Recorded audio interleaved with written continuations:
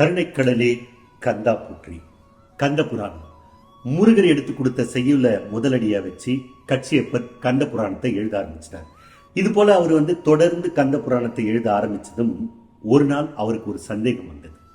நாம எழுதுறது நமக்கு சரியா இருக்கு, ஆனா இதை படிக்கிறவங்களுக்கோ இல்ல கேட்கிறவங்களுக்கோ இது சரியா இருக்குமா அப்படிங்கிற சந்தேகம் கச்சியப்பருக்கு ஏற்பட்டது. அதுவரை இவர் எழுதின அந்த கந்த புராண ஓலைச்சுவடிகளை கொண்டு போய் முருகரோட காலடியில வச்சு, முருகா எனக்கு இந்த மாதிரி ஒரு பிரச்சனை இருக்கு, இது யாராவது திருத்தணும், எனக்கு யார்கிட்ட கொடுக்கறதுன்னு தெரியல, நீயே முடிவு பண்ணு அப்படின்னு சொல்லிட்டு அன்று இரவு கோவிலை சாத்திட்டு வீட்டுக்கு வந்துடுறாரு. வழக்கம் போல மறுநாள் கோவிலுக்கு போய் கோவிலை திறந்து அதை எடுத்து அவர் பார்க்கிறாரு. அவரோட கண்கள்ல ஆனந்த கண்ணீர்.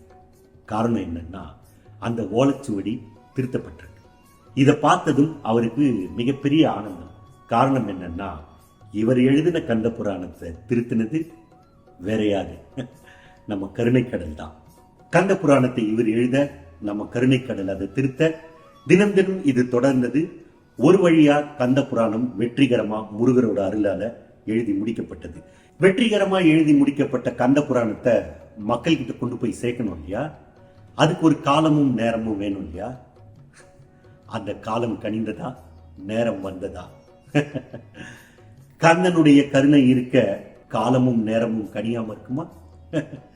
காலமும் நேரமும் கனிஞ்சதா அப்படிங்கிறத வாங்க பார்க்கலாம்.